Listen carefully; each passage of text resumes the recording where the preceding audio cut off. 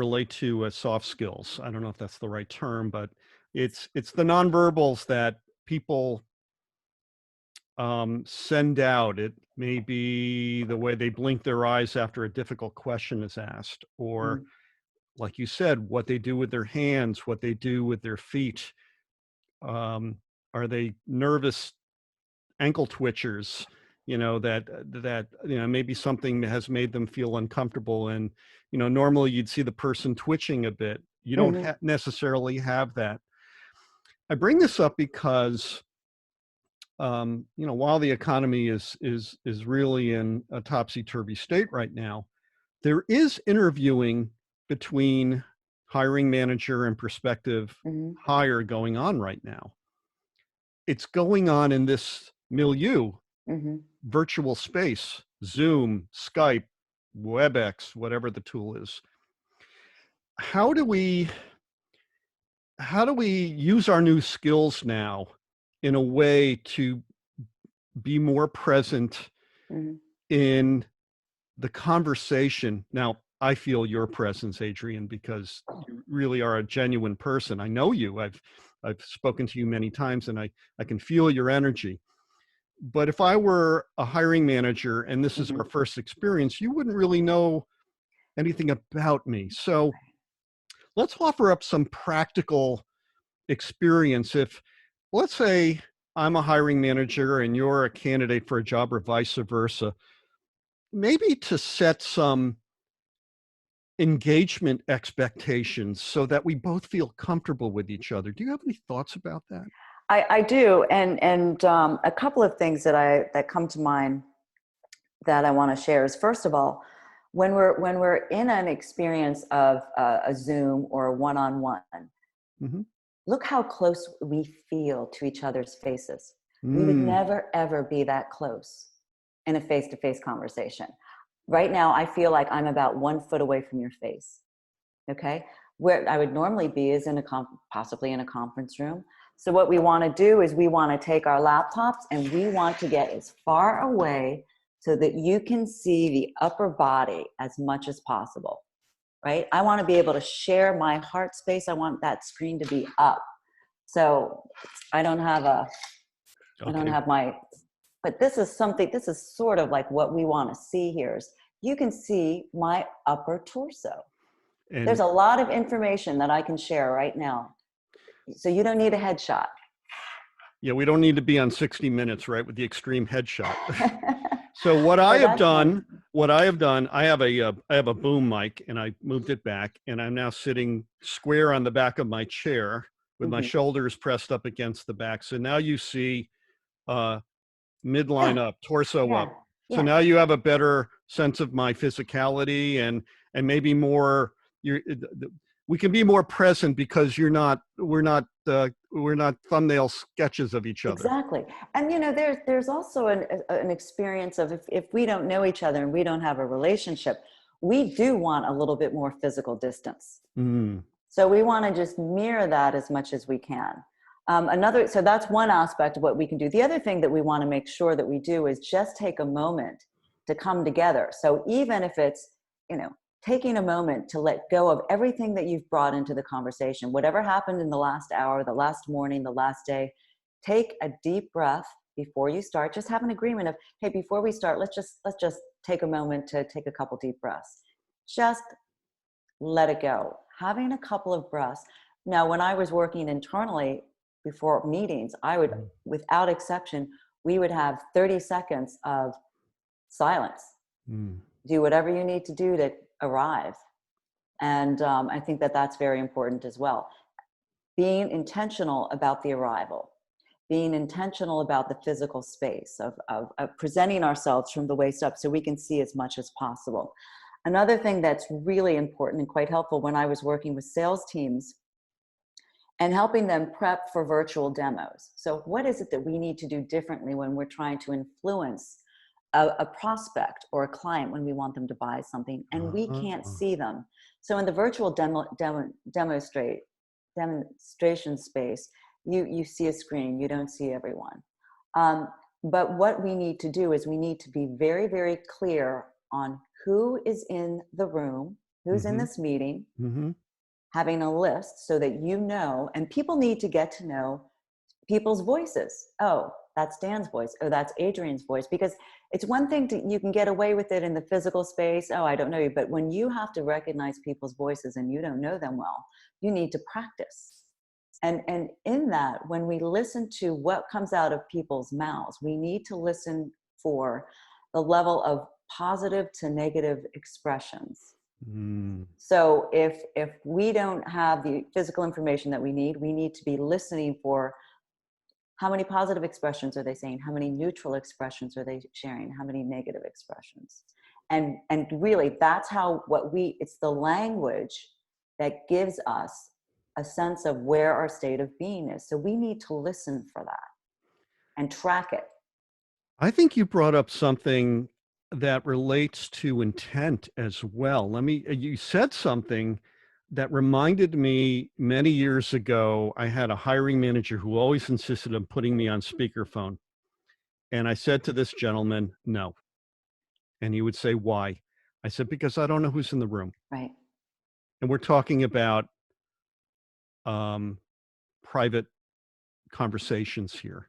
I think the same thing goes into, I don't know if your children are in the room. I might say something that's sensitive that I don't want them to hear.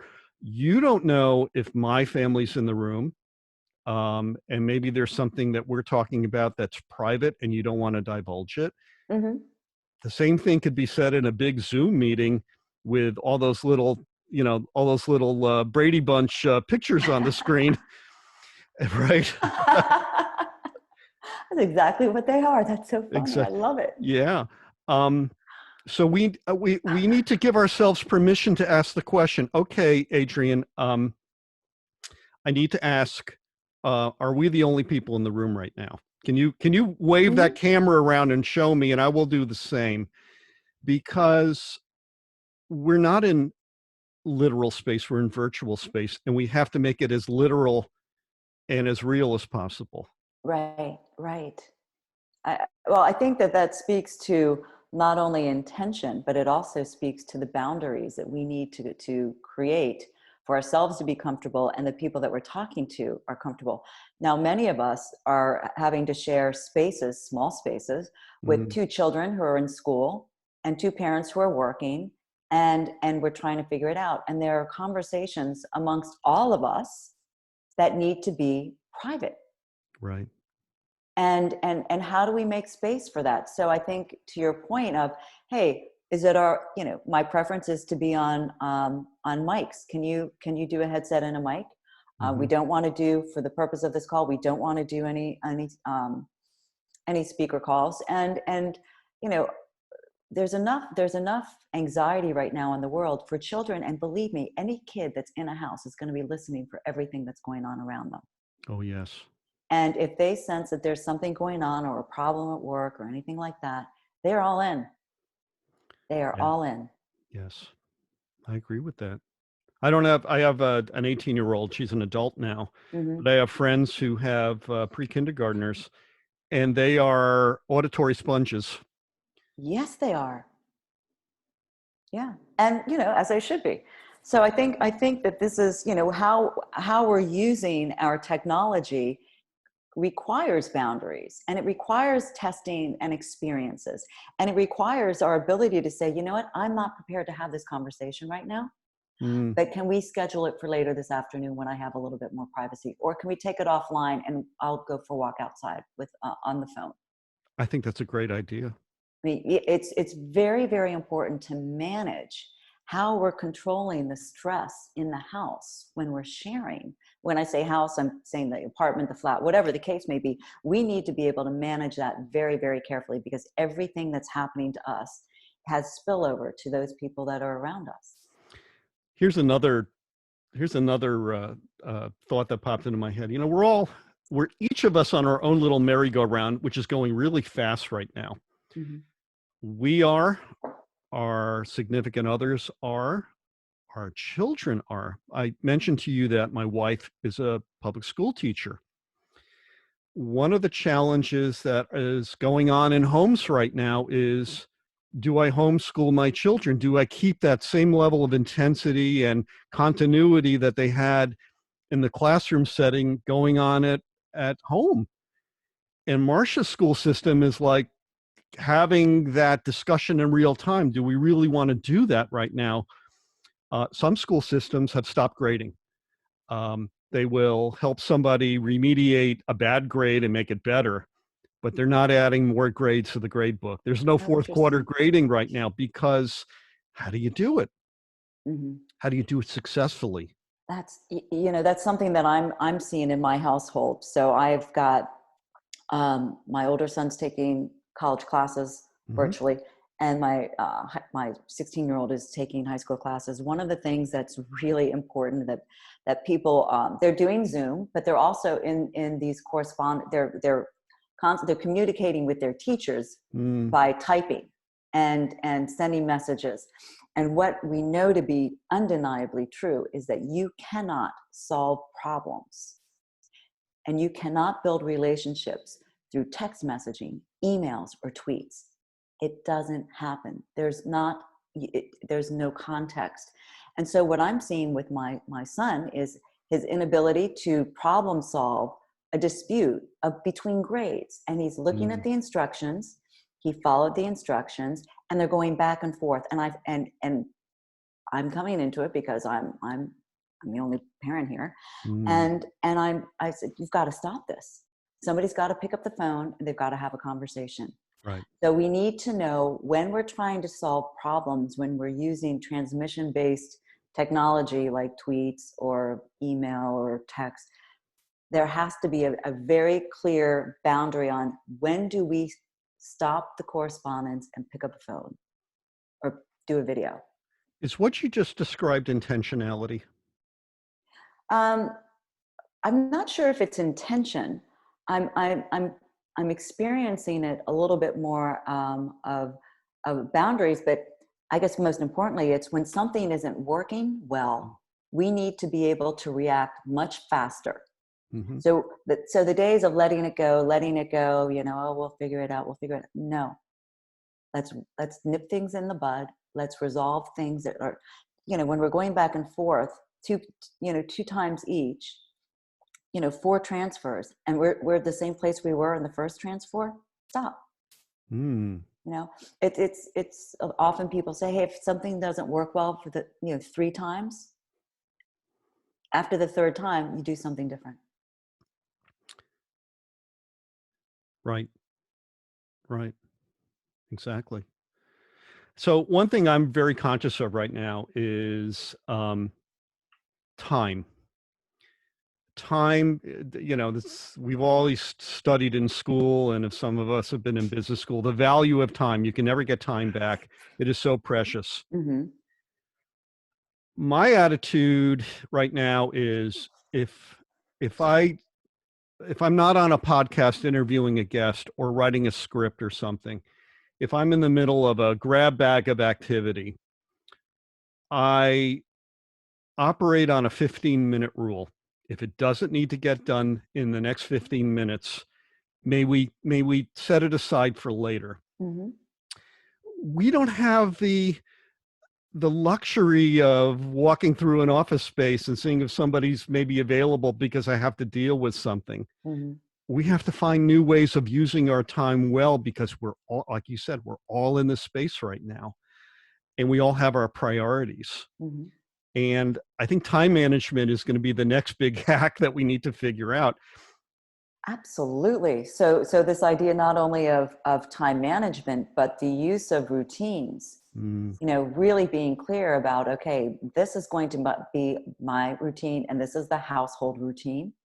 And for people with small children, I mean, as much as we would like to think that, when you've got a 5-year-old, they don't care. Right. If mom and dad are there, they're there, and that's all that matters.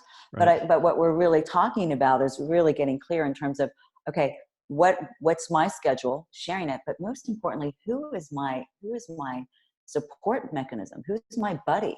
Who can I reach out to? But having 3 people that can help you navigate what we're going through. Who can I call to say, I'm going crazy here? We need to have someone that we can lean on, and we need to have partnership with that.